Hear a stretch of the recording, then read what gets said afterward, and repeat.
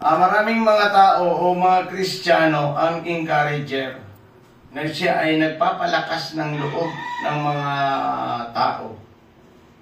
Kasi mayroon tayong simula kasi ang tao ay nagkasala, nabalot siya ng kasalanan, nahulog sa kasalanan ng tao. Mayroon mga hinirang ang Diyos na magtuturo ng salita ng Diyos at mag-i-encourage para mapalakas ang loob ng mga sumasampalataya. Kasi simula nung nabalot kasi ang tao ng kasalanan, nagkaroon tayo ng iba-ibang iba-ibang situation ng ating buhay. Nagkaroon dito ng tinatawag tayo na iba-ibang pagkakasala ng tao. Maaring ang iba ay nagkasala ng mabigat na kasalanan, ang iba naman ibang kasalanan. Kaya naghirang ang Diyos ng mga encourager. Ano bang ibig sabihin ng encourager? Yung mga nagpapalakas ng loob. Naghirang siya para isustent tayo doon sa ating pananampalataya na palakasin ang loob natin. Simula kasi nung nagkasala ang tao sa Diyos, nahiwalay sila sa Diyos, at yung namatay sa krus na Kristo ay nangako sa atin na siya ay babalik. Kaya binanggit niya dito sa Hebreo chapter 10, verse 23, ganito ang pagkakasabi sa verse 23. Magpakatatag tayo sa ating pag-asa at huwag nang mag-aalinlangan sapagkat ang rason ay tapat ang nangako sa atin. Yan ang rason eh. Kaya magpakatatag tayo sapagkat ang Diyos na nangako sa atin ay tapat. Ano ba yung pinangako niyang tapat na babalik? Babalik siya sa alapaap at kukunin niya tayo. Yung mga hindi makakasama doon, iyon ang iiyak, sabi ng Hebreo chapter 1. Iiyak sila, sukdulan hanggang langit. Biro mong iyak yun pala. Pag nakita ng mga tao na ang mga Kristiyano ay kinuha niya, nakita sa alapaap, ang mga tao ay iiyak ng sukdulan hanggang langit ang kanyang pag-iyak. Sayang, sasabihin niya. Hindi pala ako naniwala sa pinapangaral na salita ng Diyos. Kaya sabi dito, magpakatatag kayo at huwag mawawalan ng pag-asa. Ang rason, sapagkat tapat ang nangako. Ang Diyos ang nangako ay tiyak na mangyayari. Hindi ang katulad ng tao, pag nangako ngayon, bukas iba na. Nag-iiba na ang tao. Pero ang Diyos na nangako sa atin ay tapat. Babalik siya at kukunin niya tayo. Amen. Yan. Yan ang una. Kukunin niya tayo kaya magpakatatag tayo. 24. Sikapin nating mapukaw ang ating damdamin ng bawat isa sa pag-ibig sa kapwa at sa paggawa ng mabuti. Pangalawa, sikapin nating mahalin natin ang pag-ibig sa mabuti. Huwag nating mamahalin yung paggawa ng masama. Bilang mga Kristiyano, minamahal mo ang gawa ng masama. Hindi yan tama. Dapat mahalin mo ang gawa ng mabuti. Iyon ay sa Diyos. Kasi malapit na dumating ang Panginoon. Kung minamahal mo ang gawain ng masama, ay pagdating ng Panginoon, may iwan po kayo. Sapagkat sinabi dito sa 24, sikapin nating mapukaw ang damdamin ng bawat isa sa pag-ibig sa kapwa at sa paggawa ng mabuti. Ano po yung sikaping mapukaw? Mapaalalahanan na muling manumbalik doon sa paggawa ng mabuti bilang Kristiyano. Kasi minsan, lalo yung mga cellphone natin, ginagamit ito sa masama. Sa masama. Pag naging masama na po ang inyong cellphone, palitan nyo ito ng SIM card. Palitan nyo po ito ng SIM card. Kasi ang demonyo ay nasa hangin. The message of evil spirit ay dyan inilalagay sa mga SIM card.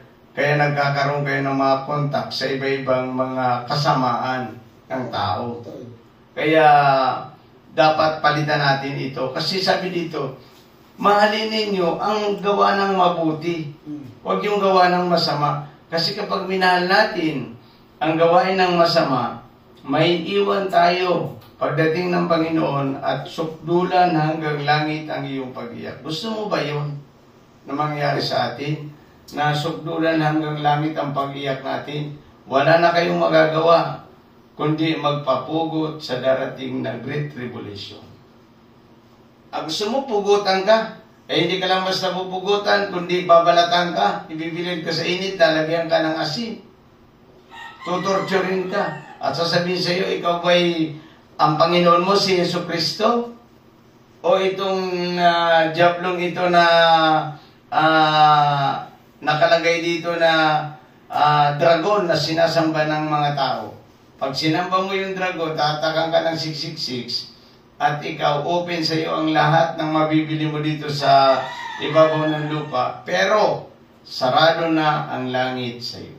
Yun ang malungkot. Malungkot yun. Kaya habang nabubuhay pa tayo, mahalin natin ang gawa ng mabuti. Mahalin natin yun. Kasi kapag hindi natin minahal ang gawa ng mabuti, wala.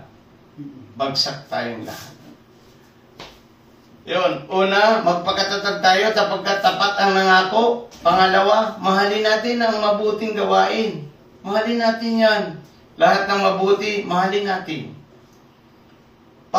Pangatlo, 25, at huwag kaligtaan ang pagdalo sa ating pagkakatipon gaya ng ginagawa ng ilan, kundi palakasin ang loob ng isa't isa, lalo na ngayon nakikita natin malapit na ang pagdating ng Panginoon.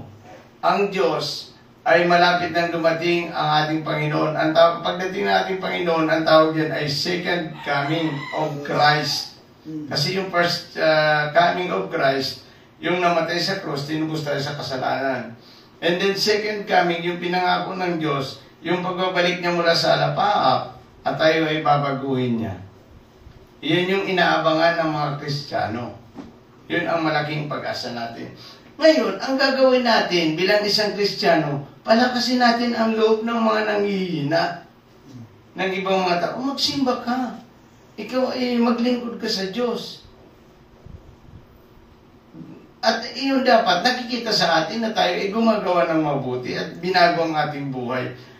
Hindi po kayo makakapag-encouragement sa mga tao kung hindi nakikita sa inyo na kayo ay binago ng Diyos. Hindi yan mangyayari. Ang inyong pananampalataya ay ampaw. Ngayong umaga, gusto ko tiyakin natin na tayo'y may malinis na buhay sa harapan ng Diyos para ang lahat ng tao ay ma-encourage natin para sila ay maglingkod sa Diyos. Mabigyan natin ng kasiglahan ang lahat ng tao na makapaglingkod sa Diyos at maniwalang si Jesucristo ang Diyos at tagapagligtas natin. Kaya sabi niya dito sa 25, at huwag nating kaligtaan ang pagdalo pag kayo ay hindi na dumadalo sa gawain. Una dyan mamamatay. Yung tinatawag nating spiritual growth. Yes. Mamamatay yan. Amen. Pag hindi na kayo dumadalo sa gawain, hindi na kayo nananalangin, mamamatay ang spiritual growth nyo. Kaya nga sabi dito, huwag nating pabayaan ang pagdalo at pagkakatipon. Lalo na ngayon, malapit nang dumating ang Panginoon. Halimbawa lang, matanda ka na. O kaya wala ka pa namang ginagawa, ikaw ay wala kang ginagawa. Naghihintay ka lang ng kamatayan at ihuhulog sa impyerno. Gusto mo yun? Wala ka namang ginagawa, paupo ka lang. Ay binuhay ka ng Diyos para ipamahagi ang salita ng Panginoon.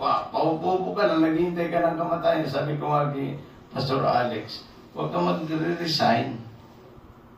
Yun ay mga teacher namin. Sapagkat hindi yan ang gawain ng Kristiyano. Habang nabubuhay ka pa, magsalita ka tungkol sa Panginoon. Magre-resign ka lang, naghihintay ka ng kamatayan. Anong pakinabang no? Kundi habang nabubuhay pa tayo, let's proclaim the gospel of God. Let's proclaim the gospel of God anytime.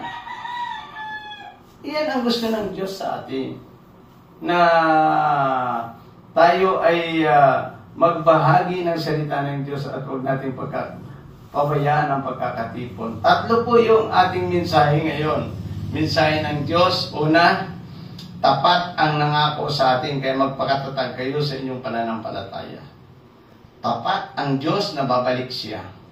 Pangalawa, mahalin natin ang gawa ng mabuti. mahalin natin ang gawa ng mabuti. Pangatlo, huwag nating pabayaan ang pagdalo sa gawain ng Panginoon para hindi mamatay ang inyong spiritual na buhay. Mamamatay po yan pag hindi na kayo dumadalo sa gawain ng Panginoon. Mamamatay yan.